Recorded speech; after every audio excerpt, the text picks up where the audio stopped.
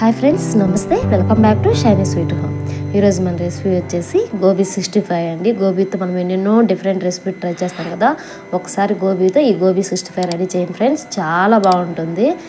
So friends, ఈ విధంగా try చేశారంటే పిల్లలే కాదండి, పెద్దవాళ్ళు కూడా చాలా ఇష్టంగా తింటారు. మనం సేమ్ రెస్టారెంట్లో తింటాం కదా, అదే టేస్ట్ ఇంట్లోనే ఇలా ఈజీగా రెడీ చేసుకోవచ్చు. సో ఫ్రెండ్స్, ఈ గోబీ 65ని ఏ విధంగా తయారు చేయాలో నేర్చుకుందాం. ఆలస్యం చేయకుండా వీడియోలోకి వెళ్ళిపోదాం పదండి.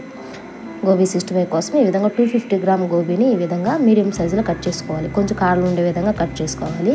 ఇలా కట్ చేసుకునే ఈ గోబీని మనము ఈ విధంగా ఒక హాట్ వాటర్లో వేసుకోవాలి. ఈ విధంగా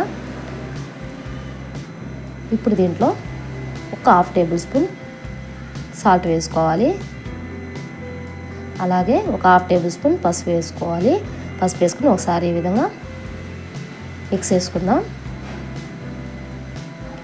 ఇప్పుడు ఈ వాటర్ జస్ట్ మరిగేంతవరకు మరిగించుకుంటే సరిపోతుందండి. హెవీగా అస్సలు కుక్ చేయకూడదు అనమాట. గోబీ జస్ట్ వాటర్ మరిగితే సరిపోతుంది. ఇప్పుడు స్టవ్ ఆఫ్ చేసుకొని ఇలా కుక్ అయిన ఈ గోబీని ఒక చిల్లుల గిన్నెలో కానీ ఈ విధంగా, లేదంటే ఒక చిల్లుల గిన్నెలో కానీ తీసి పెట్టుకుందాం. ఈ గోబీలు అనేది అసలు వాటర్ ఉండకూడదు అనమాట. వాటర్ పూర్తిగా ఇంకేంతవరకు ఇలా చిల్లుల గిన్నెలో వేసి పెట్టుకోవాలి. అప్పుడే మనకి గోబీ క్రంచీనెస్ బాగుంటాయన్నమాట. అంటే క్రంచీకి బాగుంటాయి అన్నమాట. ఇప్పుడు వీటిని మనం పక్కన పెట్టేసుకుందాం. ఇప్పుడు ఒక బౌల్ తీసుకొని ఆ బౌల్లో ఒక 3 టేబుల్ స్పూన్ వచ్చేసి మైదా వేసుకోవాలి.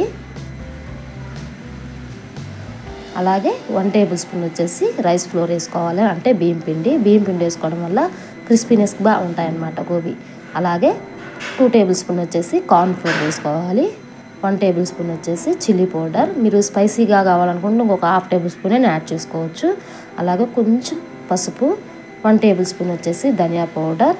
ఆల్రెడీ మనం సాల్ట్ గోబీలో కొంచెం వేసి ఉడికించుకున్నాం కాబట్టి చూసి వేసుకోండి, కొంచెం సాల్ట్. అలాగే 1 table spoon garam masala, 1 table spoon వచ్చేసి ఫ్రెష్గా దంచి పెట్టుకున్న అల్లం వెల్లుల్లి పేస్ట్ వేసేసుకొని ఒకసారి ఈ విధంగా మిక్స్ చేసుకుందాం. ఈ విధంగా మిక్స్ చేసుకొని ఇప్పుడు దీంట్లో కొంచెం వాటర్ పోసుకుంటూ మనము ఈ పిండిని కలుపుకోవాలండి.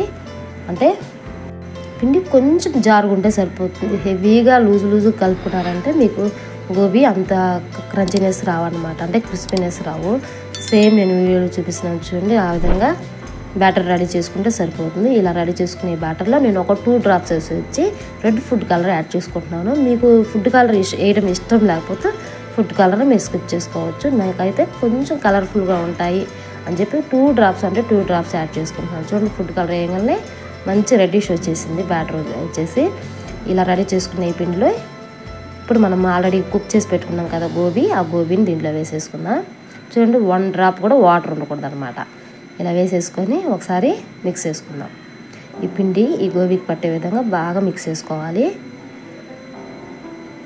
ఈ విధంగా మిక్స్ చేసుకొని ఇప్పుడు దీనిపైన మూత పెట్టేసి మినిమం ఒక 10 మినిట్స్ వదిలేద్దాము. పిండికి ఈ గోబీకి పట్టే విధంగా ఒక 10 మినిట్స్ తర్వాత ఈ విధంగా స్టవ్ వెలిగించుకొని ఒక కడాయి పెట్టుకుని దాంట్లో డీప్ ఫ్రైకి సరిపడా ఆయిల్ వేసుకొని మనం రెడీ చేసుకున్న గోబీని 1 బై 1 వేసేసుకోవడమే, అంతేనండి.